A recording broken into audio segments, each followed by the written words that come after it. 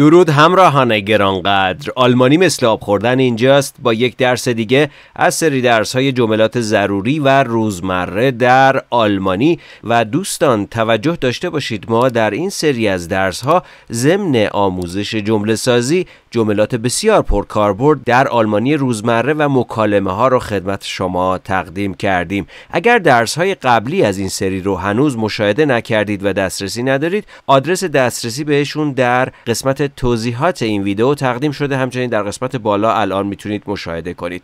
بی نهایت سپاسگزاریم برای همراهیتون. امیدواریم که تا انتهای درس با ما همراه باشید و بتونید این جملات پرکاربرد و ضروری رو یاد بگیرید. تندرست باشید. بپردازیم به درس 13 از سری درس‌های جملات ضروری در آلمانی روزمره. Wie viel kostet das? Wie viel kostet das? Wie viel به معنی چند یا چقدر. کستد از فعل کستن به معنی قیمت داشتن، خرج داشتن یا مخارج را بر عهده گرفتن میاد. و کلمه das به معنی این. Wie viel kostet das? قیمتش چند است یا چقدر می شود. Wie viel kostet das? Wie viel. Wie viel. Wie viel در جمله در نقش قید ظاهر میشه که معنی چند، چقدر یا چندتا رو داره. Wie viel. چند، چقدر. Wie viel. Wie alt sind Sie? Wie alt sind Sie? کلمه wie به معنی چند، alt به معنی سن، sind یعنی دارید از مصدر فعل sein در حالت سوم شخص جمع میاد و کلمه Sie به معنی شما. Wie alt sind Sie? شما چند سال دارید؟ Wie alt sind Sie? Wie war dein Wochenende? Wie war dein Wochenende?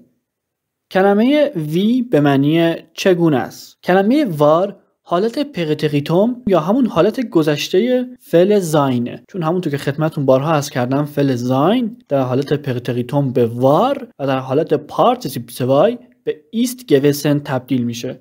این وار همون حالت پرتریتوم فعل زاینه. داین ووخننده، ووخننده یعنی آخر هفته و داین ووخننده یعنی آخر هفته‌ات، آخر هفته تو.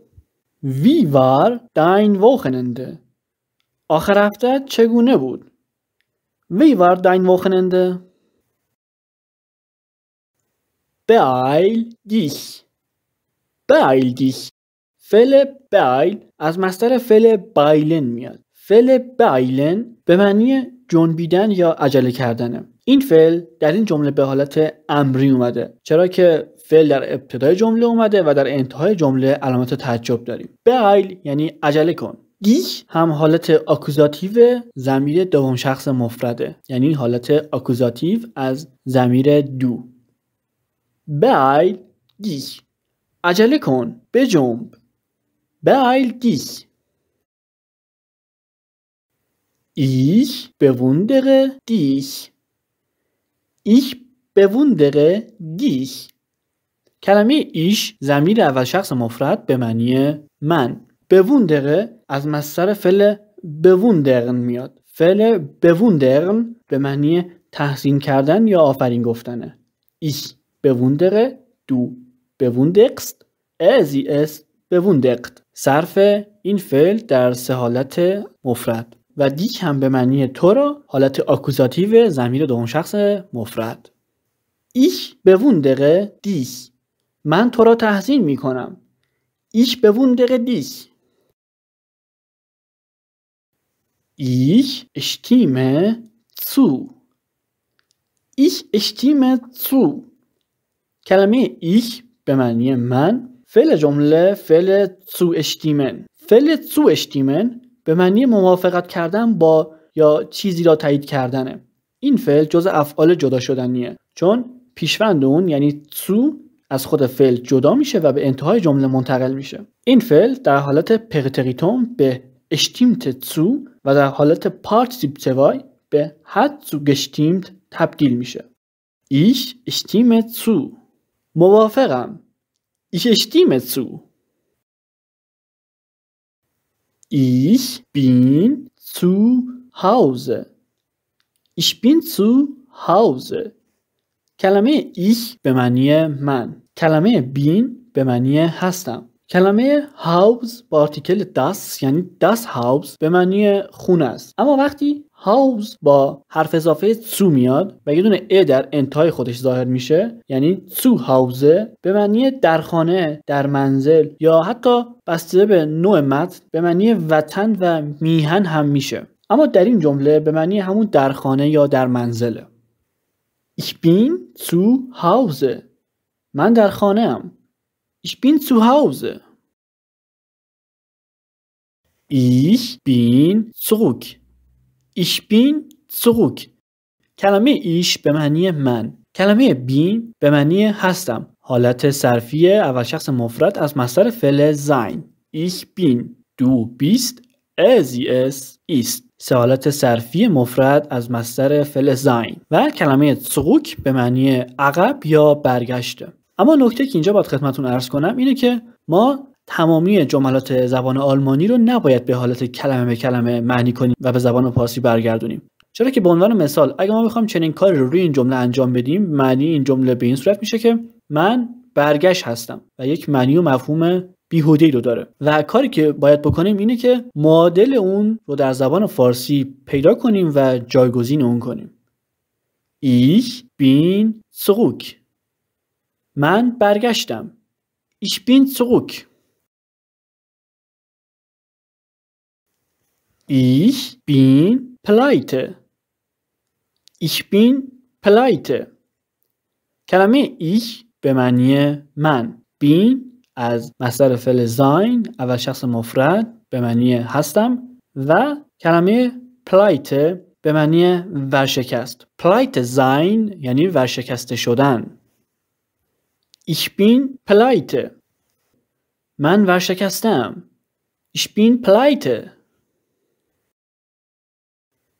Ich bin beschäftigt. Ich bin beschäftigt. کلمه ich به معنی من، کلمه bin حالت اول شخص مفرد از مصدر فعل sein و کلمه beschäftigt که از beschäftigt sein به معنی کار داشتن، سرگرم بودن، گرفتار بودن یا دست کسی بند بودن میاد. Ich bin beschäftigt. سرم شلوغه یا دستم بنده. Ich bin beschäftigt. Ich bin verwirrt. Ich bin verwirrt. Ich به معنی من، bin حالت صرفی اول شخص مفرد از مصدر فعل sein و کلمه verwirrt به معنی آشفته، گیج، سردرگم یا دست پاچه است. Ich bin verwirrt. آشفتم یا من سردرگمم، دست پاچه‌ام. Ich bin verwirrt. Ich bin voll. Ich bin voll. کلمه ich به معنی من، کلمه bin حالت صرفی از مصدر فعل sein حالت صرفی اول شخص مفرد و کلمه voll به معنی پر یا انباشته، مملو. Ich bin voll. من سیرم. Ich bin voll. Ich bin müde. Ich bin müde. کلمه ich به معنی من، کلمه bin حالت صرفی اول شخص مفرد از مصدر فعل sein و کلمه müde به معنی خسته. Ich bin müde. من خستم. Ich bin müde. Ich bin hungrig. Ich bin hungrig. کلمه ich به معنی من، کلمه bin حالت صرفی اول شخص مفرد از مصدر فعل sein به معنی هستم و کلمه hungrig به معنی گرسنه. Ich bin hungrig. من گرسنه‌ام. Ich bin hungrig. Ich muss mich beeilen. Ich muss mich beeilen. کلمه ich به معنی من، کلمه muss از فعل müssen میاد به معنی باید، کلمه mich حالت آکوزاتیو ضمیر اول شخص مفرد یعنی همون حالت آکوزاتیو ایکه و کلمه beeilen که نقش فعل جمله رو داره و به معنی عجله کردن یا جنبیدنه. Ich muss mich beeilen. من باید عجله کنم. Ich muss mich beeilen. Ich bin verloren. Ich bin verloren. کلمه ایش به معنی من، کلمه بین حالت صرفی اول شخص مفرد از مصدر فعل sein و کلمه verloren به معنی گم شده است. اما دقت کنید این عبارت میتونه 2 تا معنی داشته باشه. یعنی با توجه به متنی که ما داریم میخونیم ممکنه 2 تا معنی داشته باشه. معنی اول به معنی من گم شدم و معنی دوم میتونه اینطور باشه که یعنی کارم ساخته است یا فاتحه‌ام را دیگر باید خواند. تشخیص معنی اول یا دوم به نوع متن ما برمیگرده. یعنی متن ما به ما میگه که معنی اول در اینجا درسته یا معنی دوم. Ich bin verloren. من گم شدم یا کارم ساخته است. فاتحه‌ام را دیگر باید خواند. Ich bin verloren.